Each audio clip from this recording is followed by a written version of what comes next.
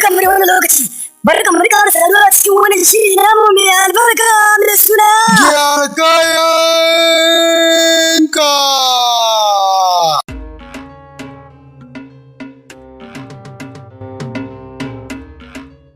Bure zama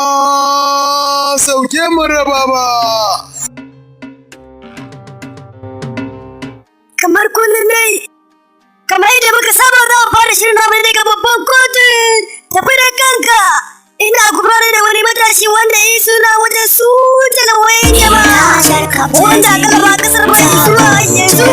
ya su talawayen sun kai miliyan 3 kasar ma cikin shekara guda a cikin wani ne sun tara har da wayan bidiyo ya haifar da rauna kudin da aka yi zuwa a rataya sannan muna tare da wani labarin wata budurwa wacce da su wani saurayi kuri amma a cikin soyayya hari da kalamai wanda a zaririn kudin ake magana su ga biliyan daya tare da alƙawarin ta za ta aure shi amma kawai saurayi sai jin labari ya yi wai ta riga mata ya auren ta sannan kuma muna rage da labarin abin alajabi ita wata gwaya mai gaba ɗaya garin Kano ta bi ya shida a shi yayan nata ma abin alajabi shi ne har da mai juna biyu a cikin yayan nata haihuwa kwayan kagobe sannan za mu gargara wannan shiri namu da wasikar kai tana yanzu a fara shirin ne da kotun sai da kafuwanka garbaci da mutanen rogo idan ka shirya sai ka ba mu sha a yau da litinin an gabatar da wani matashi wanda ya suna wajen su talawoyin jama'a wato sa'ad bacewa inda bayan alƙali ya karanto masa dukkan laifukansa nan take ya amsa nan kuwa alƙali ya yanke masa hukuncin zaman gidan yari na shekara 5 tare da taron miliyan guda kuma sannan ki samu wanda zai sa masa mai kokarin kusanta da sanin bacewa amma ba mu samu na haka ba sai da ma'aikata suka kokari suka jinsa ya cikin mota tare da nika ita gidan gyaran hali a wasu samu dace dama an ce in kuna yaji jiki ya tsira na gode ni naku karbati ɗan mutan rogo ko ya gyara kayansa ba zai zama sauke maraba ba. yawa garbati mun gode da garin kuma za mu koma kotun idan ka isa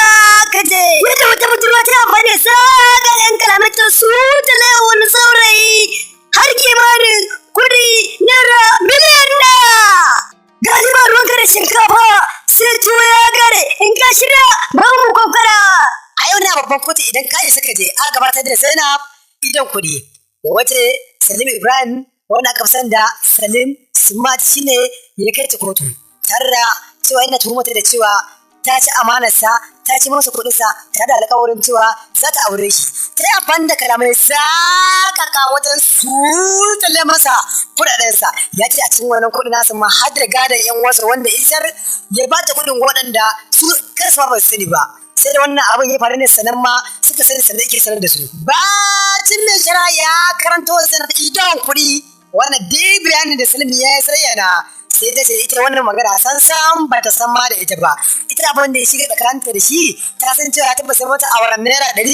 ya kuma sai mata dankalin 200 sannan ta tura mata kati naira 100 sannan kuma ya sai mata gida mai giri ta naira 70 sannan kuma sai mai tafiya wata na naira 50 ta ce banda wannan babu abin da ya shiga tsakanin su da tana harkar kuɗi ta ce shi a sanin da ta yi masa ma mammako ne idan an gwarsu ma kawai ta kira suke ga jariri ya zo daga nan da mai shara ya ɗage wani shara ta fi zuwa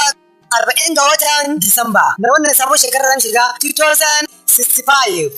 mun gode to an daga can mu yanzu kun ga muka yi wani tala daga nan shirin zai daga inda ya dakata